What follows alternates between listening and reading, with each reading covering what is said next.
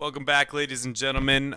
Here we are with I guess it's round two with Resurgence versus Blank. They ended up pulling through Blank. That's what I thought my dark horse of this tournament was going to be.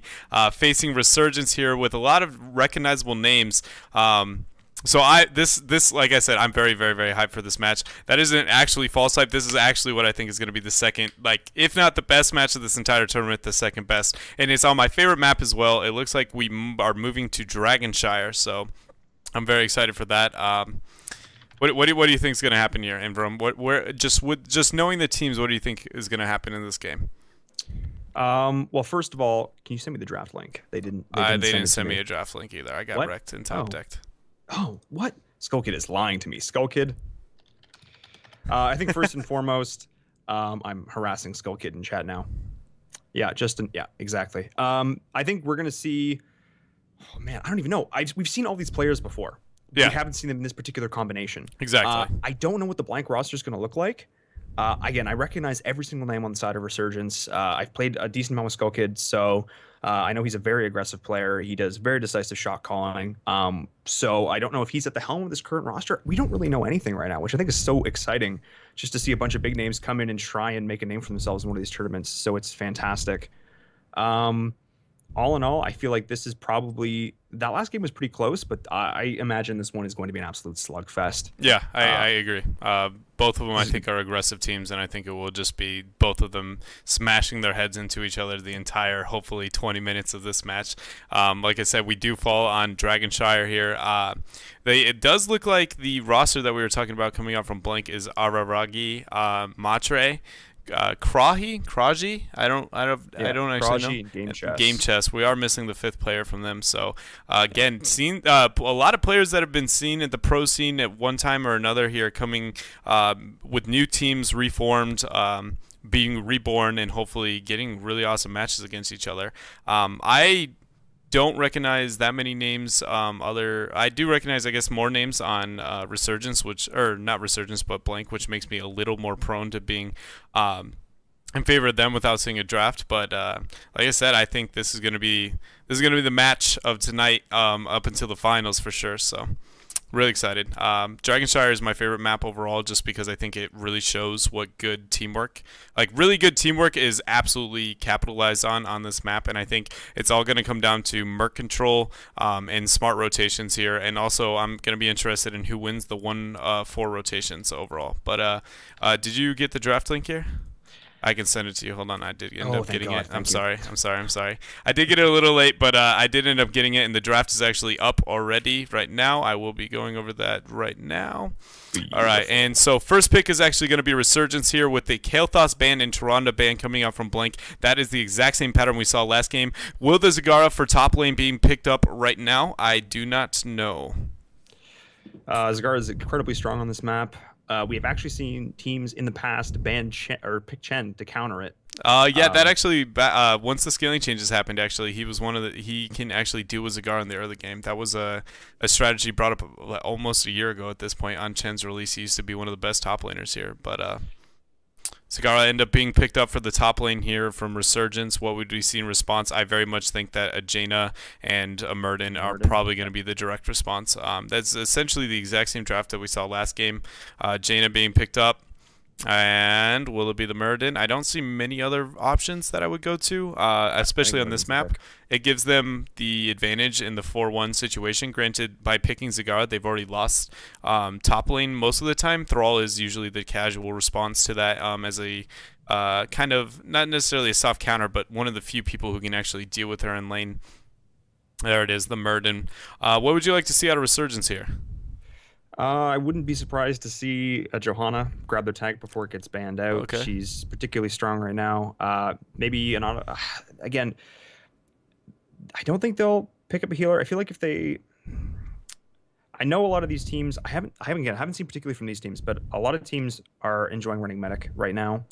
But into this, I don't know. She's one of those heroes that can absolutely change the face of a game. I think into Jaina Murden that could be interesting. I feel like they're going to want to start building some heroes of wave clear, because as it stands right now, if they can rotate Blank here, those, the rotations are absolutely critical on this map. And that's actually something I think will be really interesting, because I don't think either of these teams have been together in this set roster for a particularly long period of time. So it's going to be interesting to see which team. And again, this map is absolutely about testing teamwork, and there's Falstad as well. So that's an interesting choice on this map.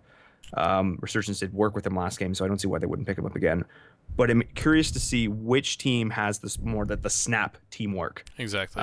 Coming into this. I think the one thing I'm most concerned about with the Resurgence's draft right now is, yes, they do have a dominant top lane. Falstad is also decent in the rotations. Not the greatest, but not bad at all. You listed Medic earlier. Medic is actually pretty weak in rotations because in that Bermuda triangle of death that sits on Dragonshire, it's very easy to get onto her, especially with a Murd and Jaina. So I'm a little bit hesitant if they go to a Medic here. I think Johanna would help him with that 4-1, but keep in mind, Resurgence right now has a pretty dominant top lane, and they have a ban phase to make it to where their top lane actually remains dominant. So I'm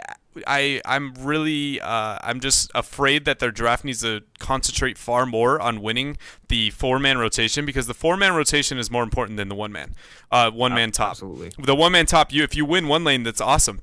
But if you can't win the other two, you're going to have a hard time. And I think Leoric is actually a interesting but awesome pickup here. So what this is actually, right now from what I see from their comp, I think this is very much going to be, Leoric is going to help in the 4-1 rotations. It will be a double tank composition with Entomb and then Gus to isolate the remainder of the team. If they do end up acting on the Entomb Gus situation, there will be a mod to counter up. They do have struggles, but Jaina Murden has a problem with a double melee, or a double tank composition. She can't blow up one target. So this is where I might disagree with you on the Medic idea, just because they have a double tank. I believe Skull Kid has like a big affinity for that hero. The only reason I mentioned, I remember them running it. But no, I was just to throw that in there. I absolutely agree that they're going to have to try and win that 4-man roam as it stands right now. The rotations have to be crisp because, again, you're absolutely right. Yeah, you can win the top lane, but if you lose in 2, you're not coming out on top here. So they see the Tassadar ban coming out from Team Blank. I think that's, again, directly in response to that as well. And Uther coming out on the side of Rersurgence. Yeah, I think the Uther ban's really smart here. It's going to be for the Entomb situation. If they do end up going with that strategy, it is a nice counter to that. Also, Uther provides one of the best early game healers for that 4-man rotation, but also a follow-up hard CC that complements both Jaina and Murden as well. So that ban is absolutely perfect coming up from Rersurgence. I really like that in their draft phase here.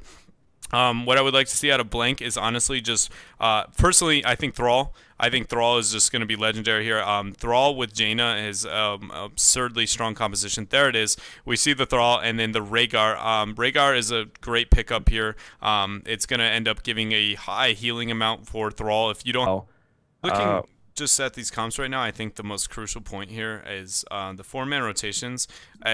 There's a weird thing when it comes to the 4-man rotations, right? You can win the 4-man rotation by wave clearing better than your opponent, but you also need some kind of kill potential, right? And we see from Rersurgence they do have a lot of wave clear, and they're going to get away with having a lot of wave clear in their comp with the Johanna and the Leoric and the Falstad. They are going to be clearing those waves as best they can. But keep in mind, they have 3 melees. That's going to be against a very good, Jaina is great against that type of composition. They are going to out-wave clear them, but they don't really have kill potential.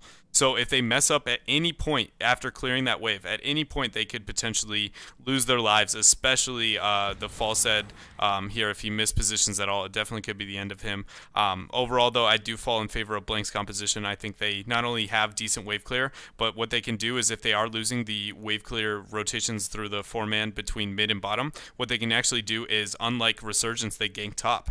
And if Zagara is out of position at all, they're going to be able to capitalize on that. That's that kill potential that you need in the 4-man rotation, and Blank definitely has it. Absolutely. No, I'm definitely in agreement here. I think Blank came into this a little bit ahead. I feel like Rersurgence went into this with an idea, but I feel like maybe they might have got a little outpicked here in this draft. Yeah. I think the Monk pick's interesting. I feel like he's gonna have, or I think it's definitely gonna be a palm game coming out from him. I'm curious to see if the CC train is going to be enough to keep him in check on that. Or, I don't know. It's really interesting. What are your thoughts on that? Okay, so I agree to a certain extent. If they go with the 7-sided strike, it's actually going to be because if they go with the Leoric and Tomb Gus strat, it's so they can kill. They don't have bursts, so they're going to kill with 7-sided strike. If they do not go with that strategy, I agree. I think you'll see a palm coming out from them. No, that's definitely a good point. I had not considered that. Because they don't have any bursts. They literally are a walking Falstad auto attacker and Zagara auto attacker. They don't really have anything to get away with their strats. So I definitely think you might see it if that is what they're looking to do with Resurgence's comp. But even if that is the case, as long as Team Blank plays it properly, I still give the draft in favor of them. But it does look like we are moving here to game 1. I keep wanting to say game number 2, round 2, game 1 between Blank and Resurgence here, which I need to change their name in the draft to the incorrect spelling. To the incorrect spelling. In the draft link, it's even spelled the way I have it on stream. I'm tilted.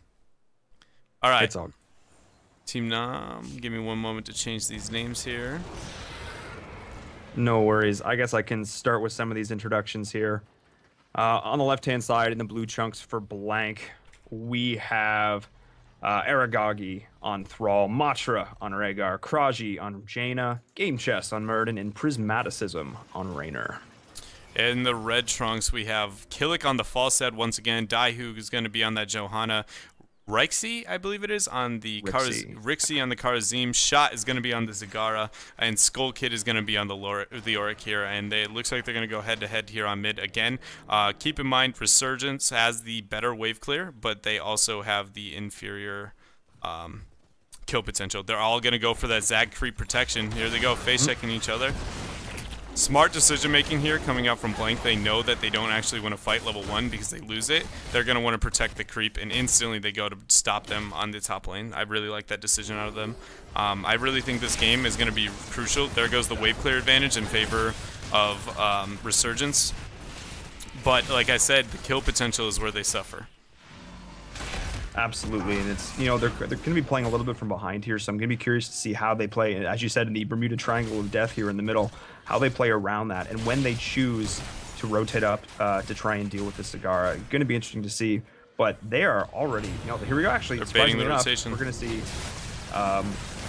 Resurgence trying to capitalize on a bit of an engage there. Interesting choice, but so far, both these teams trading pretty much as you'd expect. If they're going to keep losing this rotation this hard, first of all, they're following right now. When Blank, they're actually just matching their opponent, which is a big mistake when you're losing the rotations wave clear this hard. They need to commit one person to bottom, specifically. It's going to be Rhaegar in this type of situation. Keep Rhaegar there, and then 3-man rotate to top and hopefully get a pick on Zagara. If they're losing the rotations off wave clear this hard, they have to force somewhere. Absolutely, and it's going to be interesting to see how they choose to play that here. Thrall is kind of forcing himself onto this top lane. Hydralisk's just going to go out and force him out. So far, just a little bit of a back-and-forth scuffle. Neither team is really willing to commit here. I feel like they're both kind of in this feeling out stage. Prismaticism could get a little bit caught into. No, they're not really going to try and engage on that at all. I mean, and the rotation's down. It's a situation where, yes, they are feeling each other out, but Resurgence right now is pulling out ahead of their opponents because they are controlling the pace of the game. That is very, very important on Dragonshire here, and they also are winning the cap on top. That's going to lead to, later in the game, it's not going to right now, but in a couple levels, that is what's going to lead to them actually grabbing a DK here, unless a kill actually happens in favor of Blank. Dictating the pace of this game is absolutely crucial on Dragonshire, and they're winning every lane right now. Absolutely. I feel like Blank just needs to get a kill. They need to make something happen here before things start to snowball out of control. And are they going to get an early DK? Thrall's going to go up to cap that, but he's going to be in time. I don't think so. There First it is. DK of the game, going to go the way of Resurgence. 2 minutes and 30 seconds into this game. Yep. They are showing, they're commanding their strategy. We said they had it in draft, and they're executing it very well here. I mean, it all comes down to the kill potential. They aren't, right now we don't see Blank moving up to get any kill potential on the top lane at all. Dragon, which is leading them to losing 2 lanes. If you're ever losing a lane on Dragonshire, or 2 lanes on Dragonshire, you need to make sure the other lane wins 100% of the time, and we don't see that coming out from Blank, and that's really what sets this DK behind. But keep in mind, this DK is very, very early. It's only 3 minutes into the game. It is at most going to be a front wall here. The most important part after this DK, it's not even really the DK itself that's relevant. It's going to be who ends up getting the Merc control after the DK in order to set themselves in an advantage for the next rotation. And with the wave clear sitting in favor of Resurgence by a large amount, as we've seen with these 4-1 rotations, right there, Daihug, perfect timing. He automatically knows we're going to take these Giants. What we're going to see here is a Giants cap here, and then most likely a Knights rotation. As long as you win early on the rotations here, Game Chess with a nice game sense, realizing that they're probably going to be taking this here. This skirmish will actually be a disadvantage here. for Rersurgence because how weak Daihu is. Jaina's going to get a lot of damage out. Yep, they're going to have to back out of this. That was really smart play from Game Chess, recognizing that they were going to get those Giants that early. And now giving them a huge rotational advantage over the next Mercs control. They're going to be taking Giants, Knights. They're going to dominate the map, paint it blue, and get them in a position to take this game back. Yeah, it was definitely a great game sense coming up from Game Chess to know, hey, we don't see them. They're probably taking their Giants, and then coming in again. The big thing there was that Johanna was at such a low state of health going into that they really couldn't contest. Jaina got a big blizzard off and was just able to force them back. A great invasion, a really good heads-up play coming out from Blank to try and get themselves back in this game, and the XP is almost completely evened itself out. Yep. And that really comes down to them knowing they had the kill potential. Not only was Daihu very low on Johanna, but they have the better early game. And they've known that the whole time. They just haven't been able to force fights because they've been losing the wave clear. Big rotation here on bottom. Really aggressive E. Extended E coming out here from Leoric. Usually that means that you will be seeing an Entomb as well. It's a very good pick tool in the late game because you get extreme distance because you move at movement speed or mounted speed while you're in your E form on Leoric. So I think that's the strategy that we're going to see out of them again. I don't know for sure, but I would like to see. It's a really awesome strategy. It's actually pulled away from Europe, was the first team to pull this kind of play out with Gus. But overall, Knights and the whole game is kind of sat almost dead even at this point. Even though Rersurgence has been winning the wave clear race, after that Giants invasion, they're actually slowly kind of falling behind a little bit. They're losing control of the lanes now. And Blank is looking pretty strong. Yep, Daihu's going to get a little bit caught out here in the mid lane, popping Iron Skin, and going to be able to walk out, though.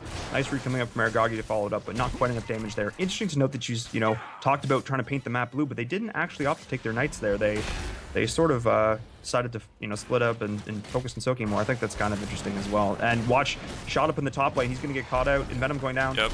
But is it going to be enough?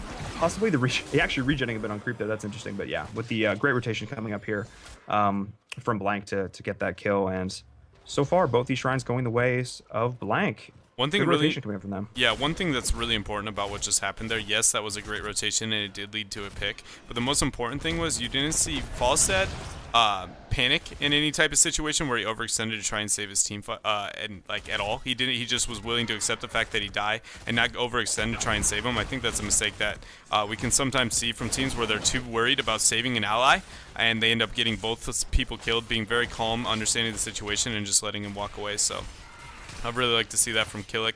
Level 10 is coming out here for Blank. They are going to go with Ancestral Healing, Sunder, Avatar, Raider. Oh my goodness, Raiders.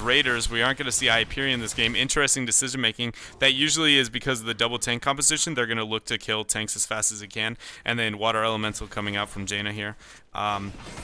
Giants are going to be picked up here by Rersurgence, which is going to give them a small advantage in the bottom lane for a short period of time. It's not going to be that big, but it will give them a side advantage when for the Shrine contestation while Zagara is dominating top. I do like that decision as long as she remains holding top. And level 10 for Rersurgence, is it what we thought it was? It's the Entomb with the Gus. Let's go. Are you excited? Interesting to note, though, that there was... Oh, there's the Maul coming down. Not, I think, going to meet up to save shot, though. And yes, he's going to go down. Interesting to note, though, it was not actually the 7-started strike. It was the Divine Palm. Okay. So, not going to go for that fully committing, catch someone and kill them. But interesting to note, also coming off that rotation, is that Rersurgence is actually going to push down to the bot lane to try and get a little bit of counter pressure off that, which I like pushing with Giants. Smart decision, knowing that they overcommitted to a kill on top and trying to get something elsewhere on the map. It is gonna Falstad actually with a flight to top to try and get the kill. Blessed Shield coming out, really good decision making there. Aragi dodging the dog coming out from Thrall there. That was really well done. Not only that, the landing of the flight mixed with the Blessed Shield was almost perfectly timed. That was really good teamwork coming out from Rersurgence here, and it looks like they are going to control both shrines here. I'm scared for the Palm pick. I am. I don't think they have enough damage to ensure kills. That's my biggest fear with their comp right now, is that they don't have the damage to actually confirm kills with the everything. They have won the DKs because they did, number one, they made a beautiful play there, but then also I guess they're just going to rely on Falstad. Late game he does have a lot of bursts, but in the early to mid he does fall behind. But overall Rersurgence is showing great teamwork as usual. Absolutely, a pretty standard build coming out of here, Falstad, and he does have that seasoned marksman, so he will be scaling pretty well into the late game. Raynor actually opted for the Give me more, so he won't be scaling quite as well as that Falstad, so that might be something interesting to note going to these later game fights. Usually a pretty standard pickup on some maps. I've seen Rainers go back and forth on that. Right now, this DK is just pressuring Daihu very smartly, backing up, not wanting to get caught out here, but the rotations are going to come down. Shot might be a little far out of position, though. I think he might get caught off here. Absolutely. And just staying a little bit too long there. Daihu just chilling out in the mid lane with the DK, and overall, I think it's went about as well as you could expect. Good defense of that DK. They didn't actually lose a fort there, so good job coming out from Blank.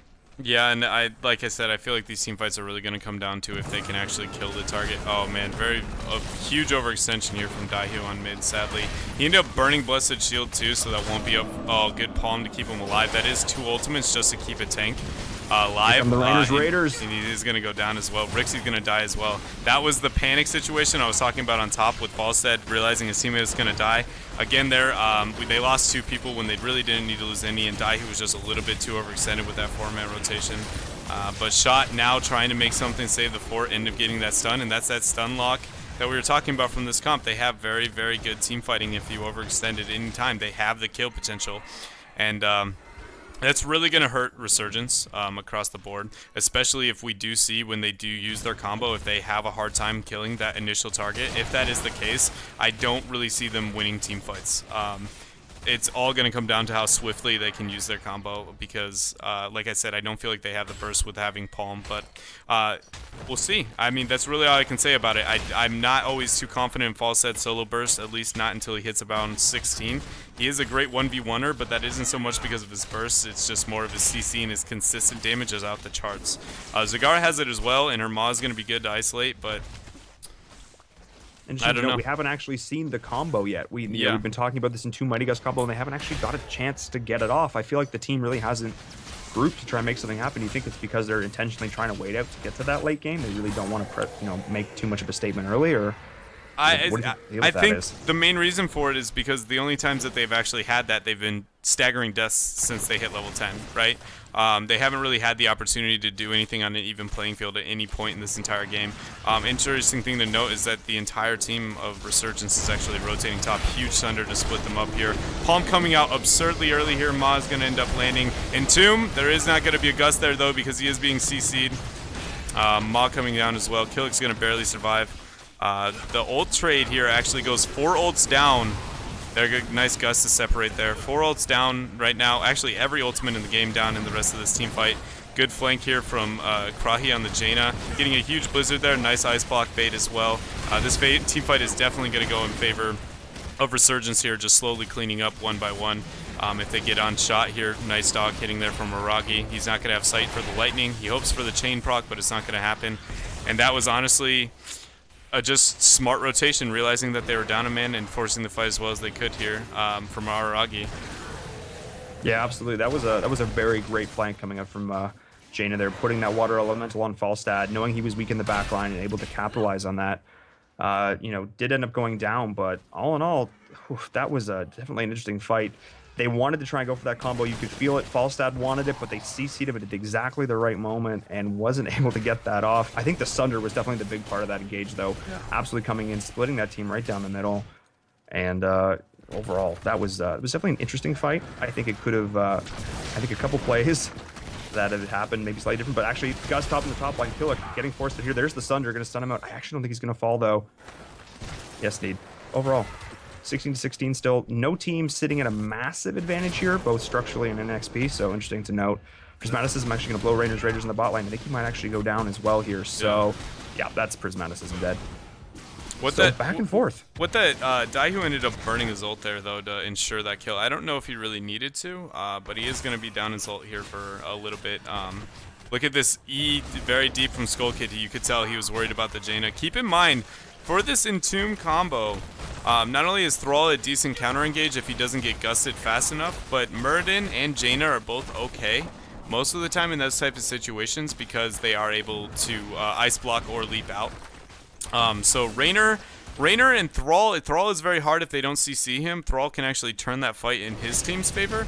So they don't have that many prime targets really to be burning this combo. So they need to be a little bit more aggressive in the rotations to capitalize on it. We see Johanna is actually capturing on top here. No mercs being taken in favor of either team now. They're just going to concentrate on the DK, but Johanna getting really flanked here. Daihu taking the 1v3 with no fear here. Yeah, that's a confidence player right there. He knows his team is on the way up. Maybe they are coming up here to help him out. Daihu just sitting there, 1v3 trading. The Entomb, no worries, right no here. problem. There. Now we're going to see the Gust. Nope, we're going to wait on the Gust. Sunder is the counter engage there. And they're actually just going to gust them back. Game chest a little bit caught out. Bless Shield going down the long backline, catching two. Murden taking lots of damage. Game chest, he's going to go down. Yes, we got the water elementy pounding in the way in the back lane. Elemental, there we go. And overall, just going to get the kill and get out. Good play. I think. There wasn't really a gust target there. They gusted, and the rest of the team wasn't even there to gust away.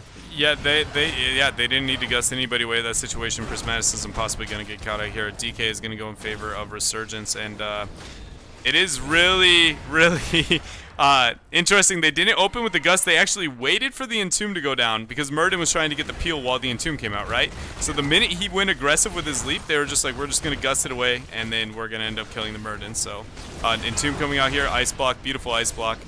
Stay alive as long as you can. Beautiful positioning on the DK there, actually looking to kick her into his team. She barely ends up getting the position and get away from that. Really smart decision making there from her. Great skill play there on that ice block to dodge the majority of that damage. And so again, as you said, there's not really a lot of prime targets coming in here the way of Blank. There's not really, people have escapes, they've got counters. I think that definitely that's the choice for to give me more on coming out on Raider there to say, even if you catch me here, you probably won't be able to kill me, which I think now looking at it is actually a great choice. Yeah. He knew that he's going to have to survive on his own a little bit. He actually only took Give Me More. He didn't take any of the other talents, the spec into his Z, for instance, the 25% damage reduction that you actually can get there. But I guess that's just confidence in his Rhaegar. Rhaegar can actually mount directly after a Gust and actually doesn't get even dismounted in that situation. Daihu overextended a little bit here. Blessed Shield to save himself. Sunder coming out, beautiful split there.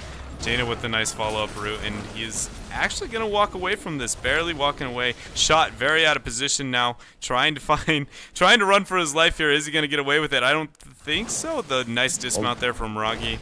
Maw just in the chokehold. It might be enough to zone. Lior coming in. This might be a turnaround play if Shot survives long enough. The Gust coming out. He is managing to get out the little Zagara that could here. A lot of ultimates blown to keep him alive, though. Yeah. That was 4 ultimates at that point just to keep him alive. Meanwhile, there was only 2 used in order to try and get those kills. So small advantage coming out for Team Blank here, but overall the XP advantage is going to go in favor of Rersurgence. This is looking like it's going to be their game right now. Race to 20. They're very, very close. It looks like they're going to paint the map red. Both teams are looking to get Merc control here. I will be interested to see how fast both teams rush it. Both are going for Knights rather than risking the fight on bottom. Smart choice from Rersurgence because they don't have 20-tier advantage quite yet. The next Shrine rotation is really going to be the most important part, in my opinion. Right now, Rersurgence is winning the race to 20, which should allow them to get bottom Knights, which means top lane is the only lane that Blink should be able to cap the early Shrine. And if they make smart rotations here, having a Falstad on their team, they are actually going to keep him at top fort and then wait for them to commit and rotate, then cap top behind their opponent and actually get a free DK. It is really aggressive rotations, but it's what I would like to see from their team here. Top lane, like I said, is going to be the point of interest with this Dragon Knight just because they have so many camps pushing here in favor of Rersurgence on the bottom lane. Yeah, exactly. I feel like if they can now start to build up some pressure in that top lane, really contest for that Shrine, those Knights are pushing in the bot lane, definitely going to be an advantage for them, though they are going to rotate down now to clean them up. I feel like the Falstad, you're absolutely right, is going to be the big deciding factor here. How Killick rotates is probably going to be the deciding factor in these fights because Falstad has, again, great on this map, the ability to, after a team fight, or if a team fight's not quite going your way, disengage and then hop up onto that Shrine or down onto that Shrine. And doing now, but Prismatis is still actually here. The first stun, not able to get that. Get ready. There it is. There it is. Nice, Gus. It's going to be enough to keep him alive. The Chain Lightning proc off the sidewall. Beautiful decision making there from Araragi in order to make sure he could get the kill. Realizes he's out of range of Falstad, so he's going to chain lightning the wall and end up getting the kill there. Beautiful, beautiful play. Definitely a really aggressive flight decision making there from Killick, and it's going to cost him his life. Absolutely. I mean, they knew someone was there. It had just been capped, so definitely thinking he was someone that he could kill, but running into someone he absolutely could not 1v1 there. Reynor just putting out that Q and that stun. It has been nerfed now, interesting to note. And I do believe Reynor doesn't actually have the double Q. He opted for Giant Killer here into the double tank, which I think is a good decision. So, that rotation coming out there from Araragi in that play is definitely what secured the kill there and secured them the DK in the long run. Yeah, I really like the way that they played that. Obviously, Aragi with a really great play on that Chain Lightning. Interesting decision to be pushing here on mid. It does save them a couple of seconds on the rotation on the DK, but actually middle is actually the least valuable lane on this map. It seems like they would have prioritized bottom instead of middle, mainly because it would have allowed them to have control. Beautiful Sunder coming out. It looks like they're going to force the team fight, but Gust has spawned. Prepare for the disengage. Ma coming out to stack on top. Game Chest taking a lot of damage right now. No Gust has been used. Daihu, wait, oh, beautiful palm there. Keep him alive. Gus coming out. It seems like a little weird timing there.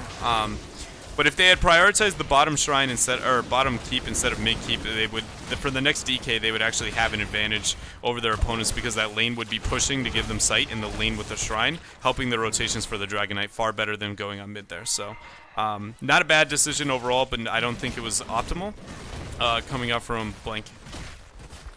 Yeah, and again, the little things that coming at this level of play that can really make a difference. So for those, our viewers who are watching or looked up the Dragon Shower game, but definitely something to keep in mind there.